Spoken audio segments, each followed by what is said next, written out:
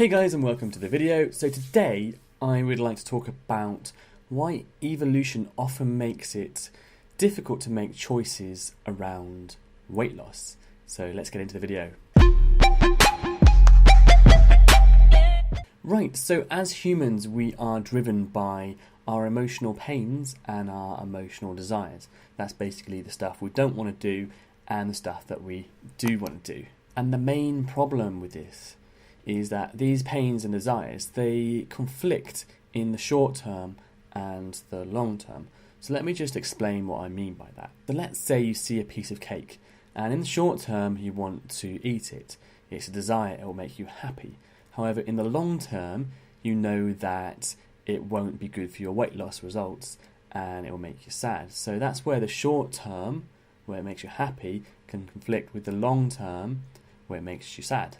And you can use exercise as well to explain the same thing. So in the short term, you don't really want to do exercise. It's sort of emotionally painful. It hurts. It's effort. Whereas in the long term, you know that it's good for you. It makes you happy and it keeps you free of disease. It keeps you fit and healthy. So that's another way where in the short term, you don't want to do something, but in the long term, you kind of do. And we're built by this through evolution because when we were cavemen, the things right now were the things that mattered. Our survival, keeping alive basically. So it didn't matter what was going to happen next week, next year. It mattered what was going to happen like next minute, next second, whatever, next hour, because in the short term, that's what meant most to keeping us alive. It didn't really matter about what you did now and how it affected you a few weeks down the line because you might not be alive. So everything was focused on the now. And that's why we're built to, when we see a piece of cake, want it now, enjoy it now, and not really care about the repercussions of eating it down the line. And that's basically why we put things off. So if something is not important to us now, if it's going to affect us in a week, in a month, in a year, in 10 years' time, we don't worry about it so much because we're built to think about the now. And that's why often health effects of things like heart disease and diabetes, you don't worry about so much because you're not built to worry about things that might affect you in a year plus time. So this effect of caring about what you want now and not really caring about what's going to happen in the future is backed up by psychological studies. So people were offered money. So they are either offered $100 now or double the amount, $200 in a year's time. And most people went for the $100 now, even though they were going to get double the amount in a year. So all they cared about was the now, and that's what's built into our brains really. So that explains why when you see the cake, you don't really care about what it's going to do to your weight in a week or so's time. You care about just the feeling you get from eating it now.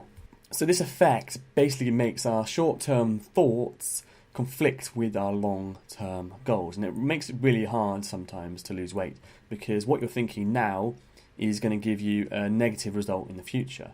So even though you're getting a benefit now from the feeling you get from eating it, you're not going to get a benefit in the future from the weight that you wouldn't otherwise lose.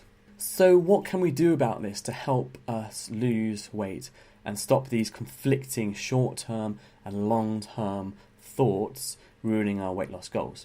So as I said, we are driven by our pains and our desires, our emotional pains and our emotional desires, what we don't want and what we do want. What we can do to improve our weight loss results is change the way we think and the way we see those pains and desires.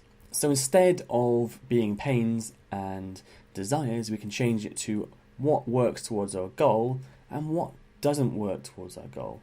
So then, when we do things, we can consider whether they're helping us or not. So let me explain that a little bit more. So let's just use exercise as an example. So in the short term, exercise is difficult and sometimes you don't enjoy it, makes you sweaty and it's hard work.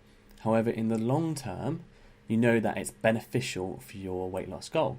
So you do it because you get the fulfillment because you know you're working towards the weight loss goal. So as well as in the short term you get it's hard work and effort, you also get the feeling that, or positive feeling, that you're doing something to work towards your weight loss goal. You're doing something positive.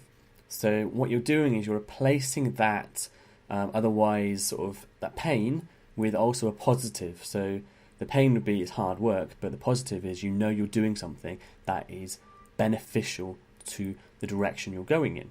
And the same works for food as well. So say you have to eat a bit healthier. In the short term, you might want to eat the cake instead of the salad or something, whatever.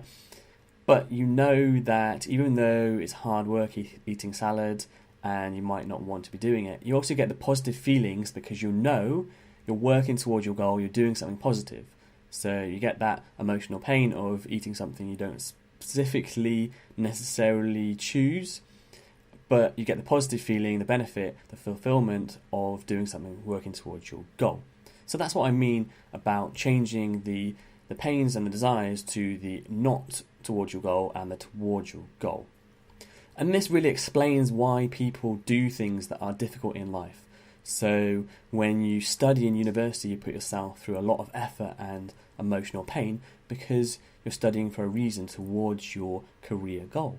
And also people do crazy things like climb mountains, which seems really difficult, but they're doing it because it's pointing them towards a goal, their fulfillment in life.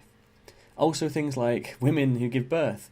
It's really painful, but it's pointing towards what they want. It's a pain, but they get a child, they get a son or a daughter out of it, so it's a positive thing. So what you're doing is you're combining something that gives, well, something that's hard work and effort, but there's a positive part to it as well.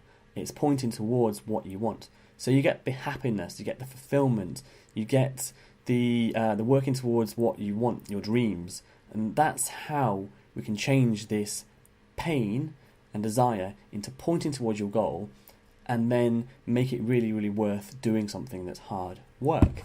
So I hope that made sense, guys. I hope you enjoyed the video. Like, share and comment as always, and I will see you in the next one.